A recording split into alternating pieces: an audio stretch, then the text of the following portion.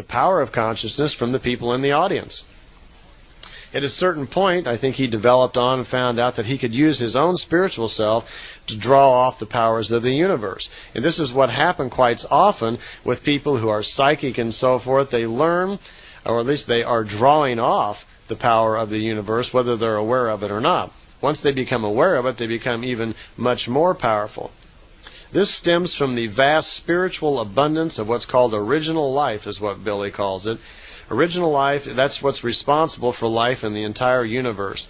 Original life is the phrase he uses that refers to the original life force that started the universe that we live in. This mysterious original life personifies the breath of life which universally gives life to everything in the universe. It's in you. That's your life force that keeps you going. Your spiritual self is attached to that force and can be called upon for strength. It can be used for strength of character. It can be used to develop some of our more famous New Age ideas like telekinetic energies and levitation, telepathy. But most importantly, it gives you force of self, strength of conviction, self-reliance, confidence, abilities to see into the future, ability to always tap into the subconscious self. Imagine the ability at any given time to use your spirit to tap into a knowledge bank or a consciousness in the Akashic records to know the answers to things at all times. Sometimes channelers tell us that they're hooked to a great knowledgeable being somewhere where information is just flowing into them. Now, as you know, I don't believe in channeling. I think it's the wrong way to actually use the mind. I believe that channeling is nothing more than euphoric meditation gone bad, that a person's own persona creates these things.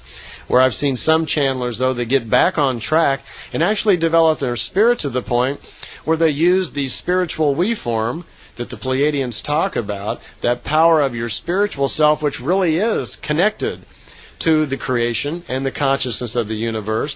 It can also be used at all times to kind of keep an open line to the Akashic records.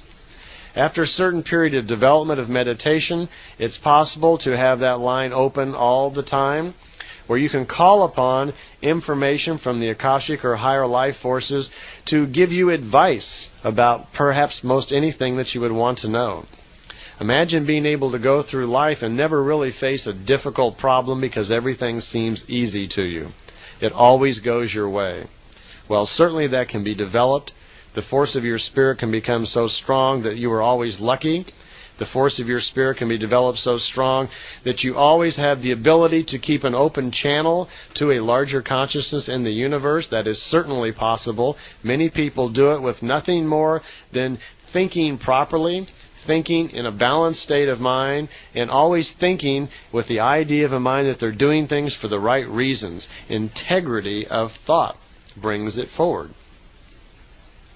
So, this mysterious original life that Billy's calling out here, this life force, that's part of the secret of creation. This is the part of thing man may never fully understand exactly how the creation operates, but now we know that it is there. We know there's a spiritual self there, and we're beginning to find out we're connected to it. And as you practice your exercises of meditation and meditation immersion, you too will feel it. You'll find it in yourself, your connection to it, and then there will be this great feeling of fulfillment and happiness to know that you really are a spiritual being and that you are connected to something much larger and greater than the simple material existence or the environment that you live in. Next thing I'd like to touch on, and something you've got to spend a little time dwelling on, is how we make ourselves sick through wrong thinking. Perhaps you've heard of late in the past few years, more and more people have come across the idea that how we think actually affects our body. Many doctors are getting onto that. I want to point out one little thing to you here for you to think about along these lines. If we allow ourselves to think improperly, we react to things with rage, anger, depression, and so forth. If we get ourselves out of control, let's say you're in a situation somewhere and something happens and it touches part of you that causes rage and anger, and you want to strike out somehow, and you feel suddenly the urge to either defend yourself in a situation, or you feel such hate and anger you might actually pick up something and throw something at somebody. Now, of course, I'm only talking about individuals here which are prone to getting out of control, but we seem to have more and more of those in our society these days. But I use that as an example because I want to point out what happens inside the individual when that happens. While we're in these states of excitement, we promote an overstimulation of the adrenal glands. These are located right over the kidneys. Sometimes we call these the crazy glands.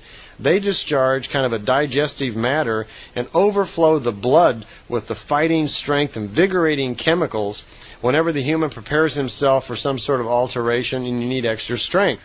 So adrenaline pumps into the blood and gets you going, but adrenaline is normally neutralized then. You know, when the anger calms down and you're trying to get yourself back together, well, there's kind of a calming acid solution, a milky acid solution that comes out from the muscles of the body. It soothes us and calms us down. But quite often it's not enough, and there's an extra adrenaline that's left in the body that causes like aggressiveness and this readiness to fight where you just can't calm down. Well, because normally the body is prepared for you to get a little angry and aggressive sometimes, so it can normally secrete this milky solution which will calm you down. But if you get too far out of control, my point is there's too much adrenaline in your blood and you can't calm it down, and it has an effect then. Okay? This can create illness. Adrenaline is only neutralized then when the anger or the fighting is over, whatever's calling it. And then if this calming effect isn't strong enough, it lingers on in the body. What actually happens is that if your inner life, your inside self, your psyche is living in such an uproar with anger and in turmoil, the muscles are unable to discharge enough of this milky acid solution to smooth out the human. The extra adrenaline causes aggressiveness. You had this tendency to fight. This has an adverse effect on us. Sometimes it'll make your stomach even contract. Your intestines and other organs and nerves have a disquieting effect inside and start reacting to all this extra adrenaline that's in your body. It causes a number of ailments. It'll cause nervous trembling. If you've ever even been like in a fist fight or something and got pushed into it somehow or whenever, you find yourself just trembling and out of control, that's what's going on. Headaches, dizzy spells, liver, kidney ailments, gallbladder problems. It can cause digestive troubles, ulcers, constipation, diarrhea, any number of sort of things. My point is that when we find ourselves living out of balance, not living spiritually, allowing ourselves to get carried away because of material aggression problems, hate, anger, and so forth, that chemically we actually do damage our body. That since there is not enough calming acid secreted by the muscles, the extra adrenaline left over in the body gets into the blood and causes slowly these build-up, these ailments. And for a person who regularly gets angry or hostile or violent, something like that, they're going to get sick. These are not going to be happy, long-living people. So it should be obvious that to avoid these many kinds of illnesses, we need to learn to control our thinking so we don't get caught up in these moods. A person who lives a spiritual life would never happen to. They would walk away from any situation like that, or they can very calmly look at a situation. Professional people learn this. If you find somebody in the professional walks of life who is continuously in front of the public or in dealing with crowds of different types and so forth, they learn to listen to information and let it kind of bounce off of them. They see it just exactly for what it is. I'm reminded of Ross Perot once, and he was on a Peter Jennings show, and he was attacked by several members of the audience with some very irrational statements that were obviously only being said out of hate and anger to try to hurt his feelings and make him look bad on television. Peter Jennings, which I thought was interesting, seems to allow this and even chose the people that said it. So it doesn't say much for him either. But all this hate and anger was directed at Ross Perot. Well, being ever bit the mature, developed individual, he did not react to it in anger. He